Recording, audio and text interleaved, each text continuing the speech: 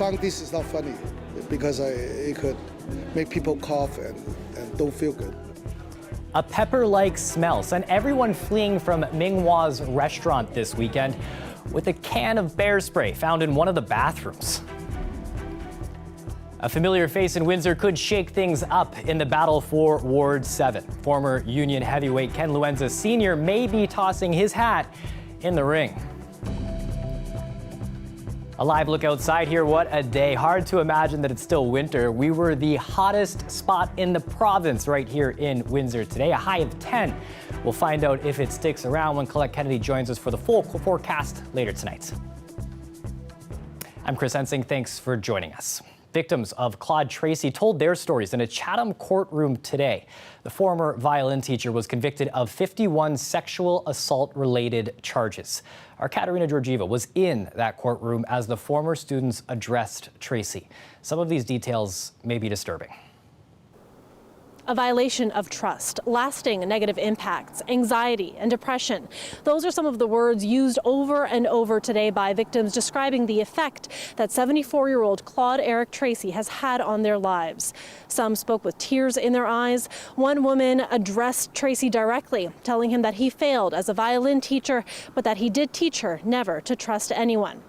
Now, from the 1970s into the 90s, Tracy repeatedly asked his young female students to take off their tops to measure them for shoulder rests. Many of his students had previously testified that he would touch their breasts, and in some cases, students said plastic molds had been taken of their breasts as well, and that it was only done to female students.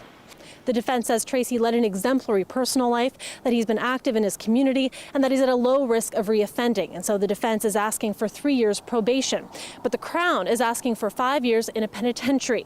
It says that any examples of good character should not be under consideration during the sentencing hearing, and that Tracy violated his position of authority and trust, and that his actions have had a lifelong impact on his victims. Now, Tracy also addressed the court himself. He says he regrets fitting the shoulder rest the way that he did and says he only wanted what was best for his students. He asks for forgiveness, for leniency, and not to be separated from his wife. Some of the victims who were in court today wore badges with photographs of themselves from when they were young, around the time of the assaults. Now, we are not naming the victims because there is a publication ban in place. But I did speak with one of them who told me that it's been a challenging trial, but that the women have been able to turn to one another for support and that they call themselves warrior women.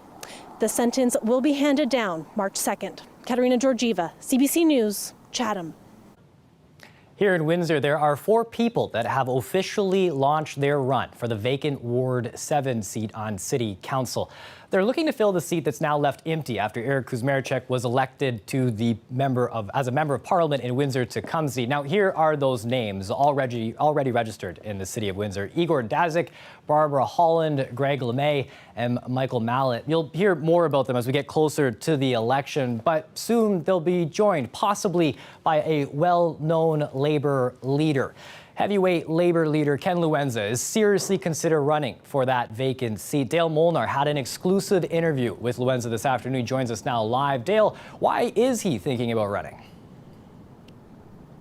Well, Chris, apparently it's a lot of the people in the Labour community, including Local 444 President Dave Cassidy, reached out to him and urged him to run.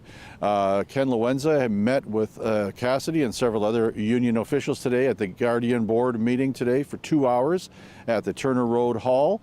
He calls these exploratory talks, but as you said, he's very serious about this consideration of running for Ward 7.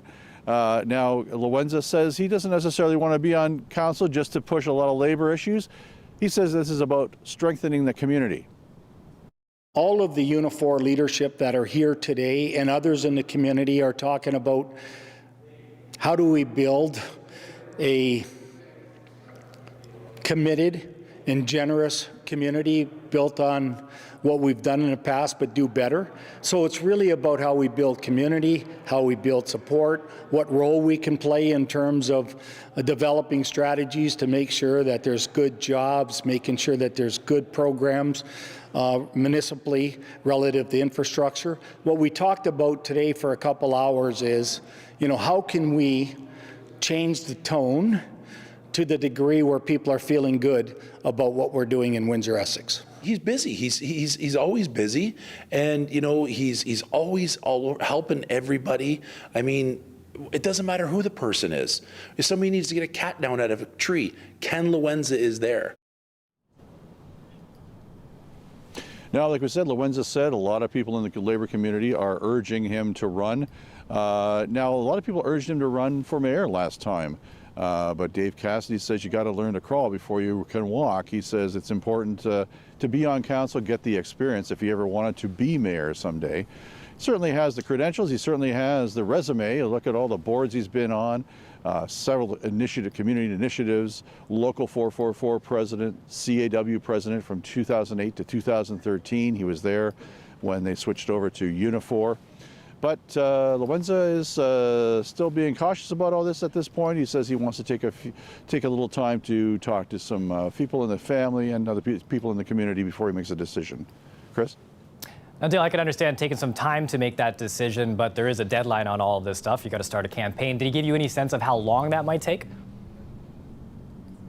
He said sooner than later, like 3 or 4 days. So we'll probably be hearing something this week about it. You're right about the deadline looming. He said he doesn't live in the ward right now, but he said if he has to do something in the ward to qualify to be councillor there, he would open an office there. He considers the entire city his ward.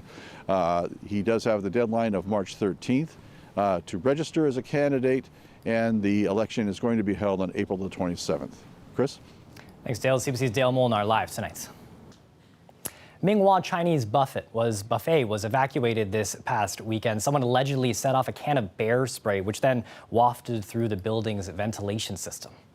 We had 26 years since 1992. And nothing happened like this.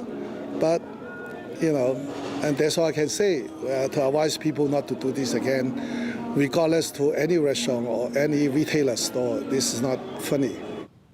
It happened on Saturday night around 8. About 15 people were in the restaurant at the time when a white pepper-like smell started to emerge. The manager says that customers started running out of the restaurant. Employees were asked to leave shortly thereafter. The fire department was called in. They quickly got rid of the smell. On Sunday, staff found a bottle of bear spray in one of the bathrooms. The manager says it'll be difficult to find out who's responsible since there are no cameras inside of the bathroom. Bit of a bittersweet day here for library users in downtown Windsor. They're saying goodbye to their permanent central branch and celebrating the new temporary location in the downtown core. It's both sad and happy. We're sad to be leaving 850 Olette because it's been a wonderful building, has a lot of really positive memories, but moving to 185 Olette into this heritage building is a wonderful opportunity. The big move puts the branch in the Paul Martin building. You can start borrowing books there today, but it's a temporary move while the library looks for a permanent home. They're going to have some time to find one. This will be home for 5 to 7 years. We popped in to hear what people think of the new digs. I actually like it a lot. It's definitely a lot better than I thought it would be, and it's definitely a interesting and yet good change, and I'm excited to see what would occur next. Yeah, it's actually very nice.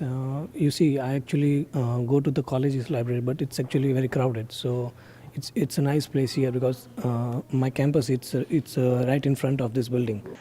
It's accessible. I've driven around. I'm not having too much trouble. It's a lot smaller than the main library, so it's an adjustment. But it's the windows are really nice. It's bright in the main area here. I just come in. I like it. It's look more big and more area to go around. The other one was a block from my place, so it was a lot closer, but it's a nice walk down here. Maybe not in the winter, but in the summer it will be. The 3 largest teachers' unions in this province are back on the picket line this week. And as unions ramp up job action, the battle for public opinion is also heating up. Natalie Collada explains from Toronto. No ifs, no buts, no education cuts. Firm in their convictions and once again on strike. I think it's important that we do the right thing to support our kids. We all believe that this fight is worth fighting. Talks between teachers' unions and the Ministry of Education stalled last week.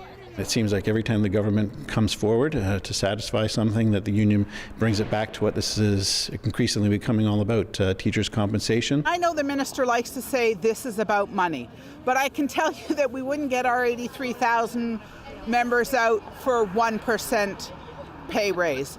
This week, from Halton to Peel, Lakehead to Ottawa, and in almost every school board in the Greater Toronto Area, teachers' unions will host rotating strikes, impacting hundreds of thousands of students. This is a fight for our students. It's also a fight for public opinion. This weekend, 2 ads in 2 of the country's largest newspapers accused teachers' unions of risking student success and using students as pawns. The ads were placed by a shadowy group called Vaughan Working Families. The group has no online presence.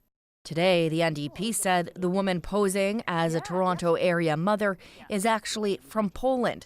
They've written to Elections Ontario asking the commissioner to investigate who is behind the ads. Look, these ads have all the hallmarks of a Doug Ford smear campaign. They almost use all of their talking points verbatim. The government denies it's behind the ads. The government obviously is not involved in any way, shape, or form. It's not something that we put out, not something that we've endorsed. And what it all signals, says one former Deputy Minister of Education, isn't good. It could very well escalate into full-blown province-wide strikes. Tomorrow, ETFO will hold walkouts in 10 boards, so will all public English high school teachers. And Catholic elementary and secondary schools in the province will shut down. Natalie Collada, CBC News, Toronto. Ukraine is being formally denied further access to the Iran-led investigation into last month's downing of a Ukraine Airlines flight near Tehran. Iranian authorities cut them off after Kiev shared some audio recordings between Tehran's air traffic control and a pilot who witnessed the missile attack. Ottawa won't comment on that, but is continuing to press for a greater Canadian role in the probe. The investigation is very much still a priority and an ongoing thing for us. I just spoke to Minister Islami, and he has assured us that they are going to be proceeding with an investigation and that Canadian experts will be involved with. So Iran, like Canada, prohibits the public release of confidential information that's obtained in investigations unless authorized to do so. Iran still has the flight data and voice recorders and says it's exploring whether it has the expertise and technology to decipher the contents on home turf. Canada had hoped the boxes would be sent to France. 176 people died when the plane was hit by 2 Iranian missiles on January 8th. That included 5 people who were heading back to Windsor. There's a new toolkit to help attract and keep workers here in Windsor. The local employment council launched 2 maps and a guide to help people navigate the job market. Looking at targeting local job seekers, especially those who might be considering, for example, leaving the region, to give them a sense of really what the breadth and the diversity and the richness of the local job market is. One of the maps shows which countries may have an abundance of skilled workers. The second tool maps the jobs here and around the city.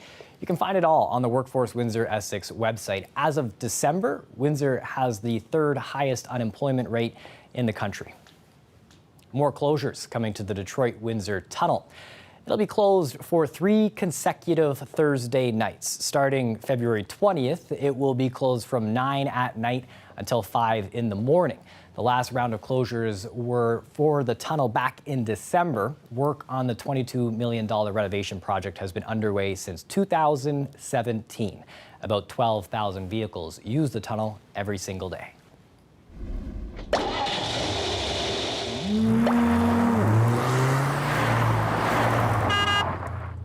Hello, CBC Windsor. My name's Jacob Barker, and I'm your newest video journalist. But the thing is, I'm not in Windsor yet. I'm still in Happy Valley Goose Bay, where I've spent the last 4 years reporting. Just a few minutes ago, I said bye to my great friends and colleagues here at the station. I've lived here for the last 4 years and have had lots of fun out in the snow and in the summertime too. But I'm ready for some new adventures, so I'm coming down to Windsor, and I'm about to drive 2,500 kilometers I'm going to keep you updated along the way, and that's going to include a few different things, including maybe trying some pizza, because I hear that there's good pizza in Windsor. I'm really looking forward to it, and I'm looking forward to this epic trip across the country, and I'll see you soon. Once again, that's Jacob Barker. It'll be exciting to watch him drive. He's going to go through Labrador City next, which is actually where I started my career on air here with CBC. So it'll be interesting just to see the similarities, the differences, and of course, whether he's ready to handle some of that Windsor pizza. We take a live look outside here on the lights of our downtown core. Again, that bright day, the sun that was shining, but is it going to continue? Colette Kennedy will join us with the full forecast next.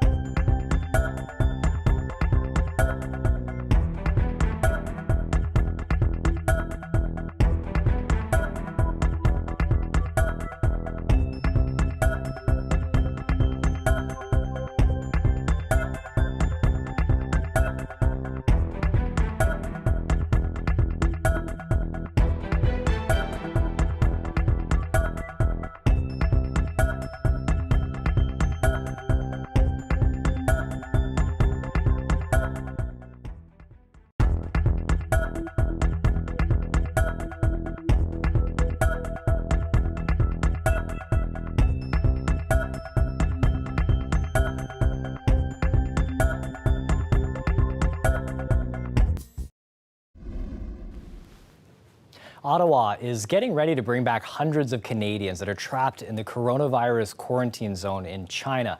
But once they arrive in this country, they'll have to go into quarantine again at a military base in Ontario. All passengers will remain at CFB Trenton for 14 days after arrival to allow for a full health assessment. There's about 300 people that are asking to get on the Canadian evacuation flight. The government-chartered plane will wait in Vietnam for final approval from Chinese authorities to land in Wuhan. But anyone with coronavirus symptoms will not be allowed to get on that plane. Anyone who becomes ill during the flight will be isolated and taken to hospital upon arrival in Vancouver or at CFB Trenton. A second plane is also being made available in case more Canadians want to leave.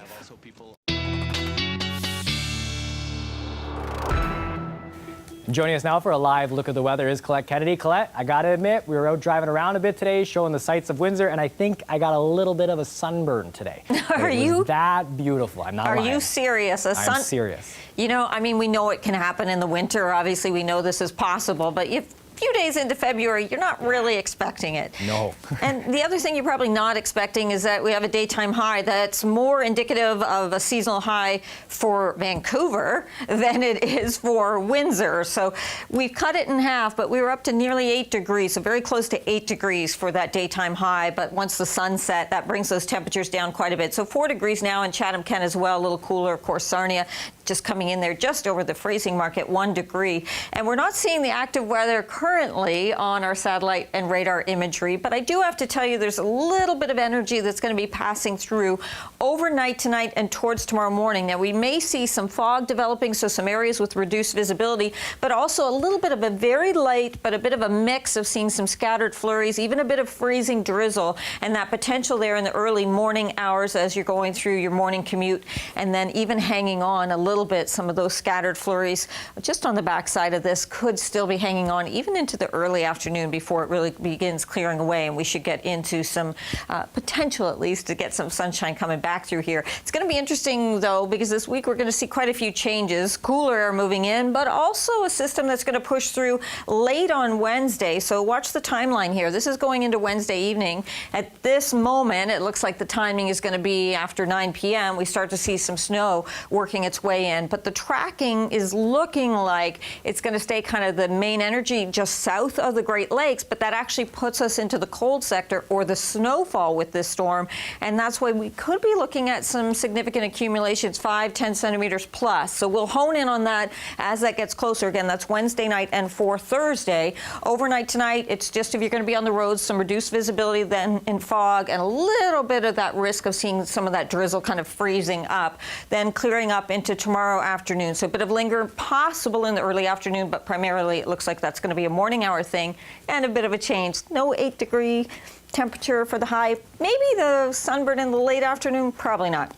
Wednesday, -2, a freezing rain risk with that system coming in Wednesday into Thursday, and then those temperatures kind of right around the freezing mark. It's more significant is going to be what these accumulations will be, Chris, and again, we'll keep watching that for you. Will do. Thanks, Colette. You're welcome.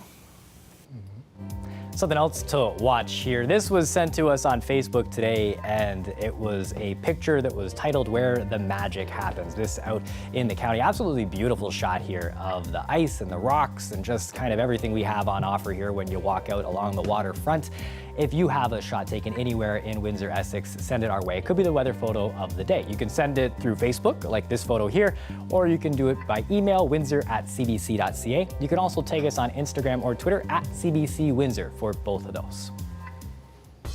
Big day for Democrats in the United States, the Iowa caucus. We'll set the table coming up.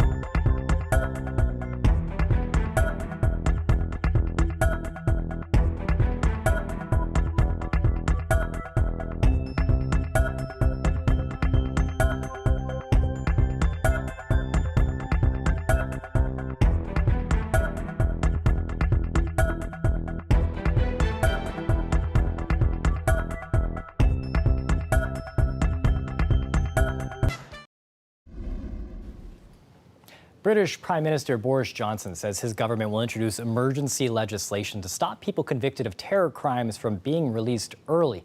He was responding to a shocking incident in London yesterday where a man stabbed 2 people. It turns out that the suspect had been released from prison early after serving half of a 3-year sentence on terror charges. We do think it's time to take action to ensure that people, irrespective of the law that we're bringing in, people in the current stream do not qualify automatically for early release. Police who had the suspect under surveillance responded quickly, shooting and killing the man. 2 victims were taken to hospital with stab wounds and a third with minor cuts. Police say that the suspect was wearing what they call a hoax device strapped to his chest. The first major political test of the 2020 presidential election is underway in the United States. The Iowa caucuses are being held today as Democrats start the process of picking the candidate who will run against Donald Trump. As far as who I'm going to caucus for, I can't make up my mind, honestly.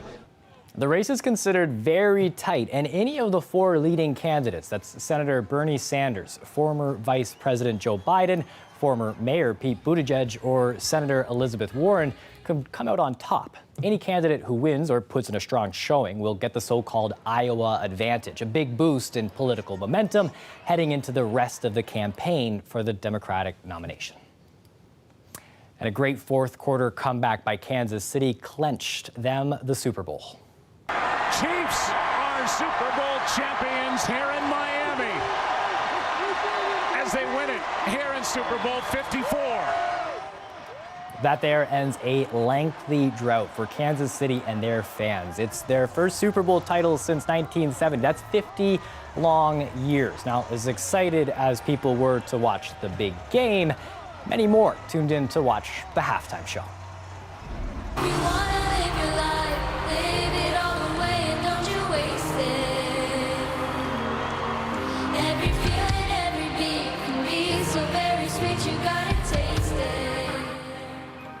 Like mother, like daughter, the Super Bowl halftime show featured a very special guest singer, Jennifer Lopez's 11-year-old daughter, Em. And as you heard, she definitely has her mother's vocal chops.